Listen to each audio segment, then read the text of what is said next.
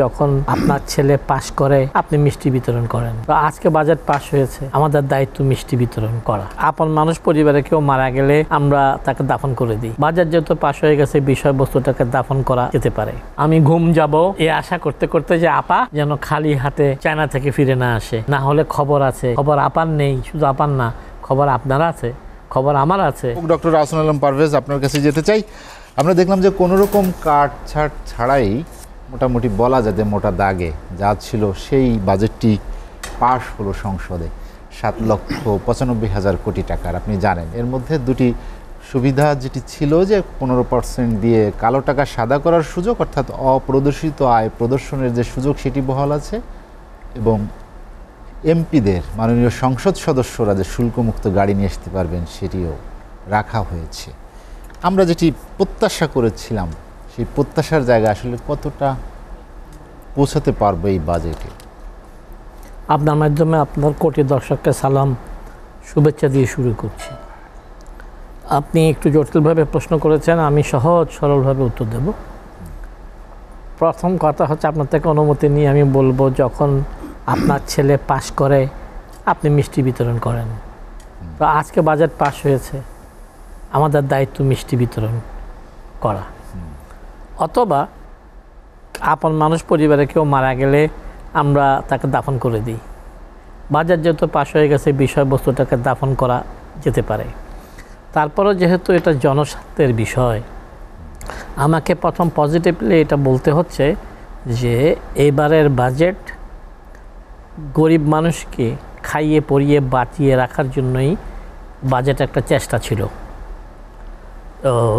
তবে সেই প্রচেষ্টা ব্যর্থ হতো। আচ্ছা, এটা আমি একসাথে বলিনি যে আমাদের যেহেতু ডলার 110 টাকা থেকে 117 হয়েছে 3 মাসে, ইট ইজ প্রজেক্টেড যে IMF-এর এবং দাতা সংস্থাগুলোর চাপে আমাদেরকে আরও ডলার ডিভ্যালু করতে হবে। আমার দুই পাশে বড় বড় লোকজন আছে। সো আমি মনে করি যে বাই ডিসেম্বর এটা হয়তো 127 টাকা হতে পারে, আরও বেশি হতে পারে।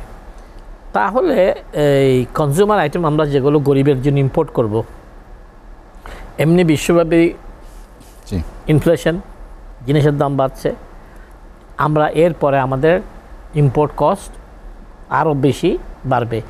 তাই যেই উদ্দেশ্যে অর্থমন্ত্রী গরিব মানুষকে খাইয়ে পরিয়ে বাঁচিয়ে রাখার জন্য বাজেটটা করেছে, সেই উদ্দেশ্য অর্জিত হবে না। এইবার আপনি আসেন এমপি সাহেবদের গাড়ির বিষয়টা দেখেন। আমাদের দেশে বাজেট কেমন প্রত্যাশা করেছেন, কেমন বাজেট পেলেন, আমার মনে হয় না আপনার বুদ্ধি হয়েছে পর্যন্ত আপনি কখনো বলতে পেরেছেন মনের মতো বাজেট হয়েছে। তো এক পার্টি বলবে গরিব মারার বাজেট, আরেক পার্টি বলবে যে সবচেয়ে ভালো বাজেট। আমার মনে হয় এই দুটাকে মাঝামাঝি রেখে আমি বলবো এবারের বাজেট হয়েছে টানাটানের বাজেট।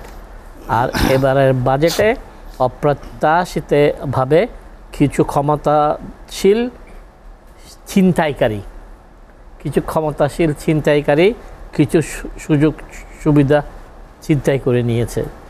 যেমন মনে করেন যে 30 লাখ টাকার উপরে বা হায়ার, সবচেয়ে হায়ার স্ল্যাবের ট্যাক্স 25 থেকে 30 করা হয়েছিল। সো অর্থমন্ত্রীকে ব্যাগিয়ে দিতে হয়েছে। হ্যাঁ, উনি ধাক্কা করতে পারবেন না, বেচারা ভদ্র মানুষ, উনি ব্যাগিয়ে দিয়েছেন। ইকোনমিক জোনগুলোতে 1% কর দেওয়ার জন্য বলা হয়েছিল, উনি ব্যাগিয়ে দিয়েছেন। এমপি মহোদয়দের ট্যাক্স বসানো হয়েছিল 25%, উনি ব্যাগিয়ে দিয়েছেন। সো অন্যান্য বিষয় যে তিনটা আমি বললাম ওটার ইকোনমিক রিজনস আছে। এমপিদের ট্যাক্স কমায় দেওয়ারও রিজন আছে, যেহেতু আমরা বিষয়বস্তুটা দাফন করে ফেলছি আমি। তাই আমি আজকে এমপিদের পক্ষ নেব যে একবার 20-50 কোটি বা 10-20-30 কোটি টাকা দিয়ে নমিনেশন কিনে 20-50 কোটি টাকা দিয়ে এমপি হয়ে সে শুধু গাড়িতে চড়বে, তার ওয়াইফ চড়বে না, তার ছেলে মেয়ে চড়বে না, রিক্সায় চড়বে, এটা ঠিক যুক্তিসঙ্গত নয়। আপনি বলতে পারেন যে প্রাডো, হ্যারিয়ার, রেঞ্জার আনতে পারবেন না। আপনি বলতে পারেন যে প্রিমিও বা ছোটোখাটো 2000 সিসি জিপ। না, আমি তো মনে করি এমপিদের আগামী বাজেটে 2টি গাড়ি ট্যাক্স ফ্রি আনতে দেওয়া যুক্তিসঙ্গত, এবং আমার যুক্তি শিখে তারা আগামীবার হয়তো সেটা বলবে। তাই এখানে গরিবের হিস্সা কিছু ছিনতাই হয়ে গেছে, তো সেটা নিয়ে আমরা ব্যথিত।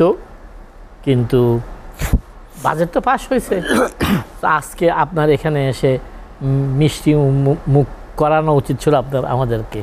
সো আমি সমালোচনা করতে চান না, কিন্তু ভালো দিক কি এই বাজেটে আমরা কি বলতে পারি যে সংকট এই বাজেটে কাটিয়ে ওঠার একটা চেষ্টা মাত্র?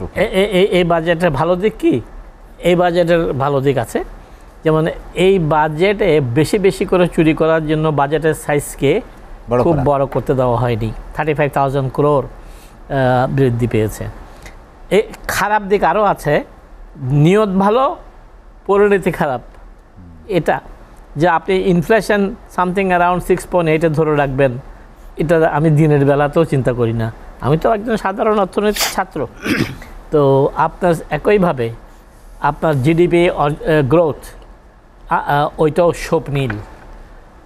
তাই মাননীয় প্রধানমন্ত্রীর নেতৃত্বে আমরা হয়তো এই পরিস্থিতি উতরে যাব।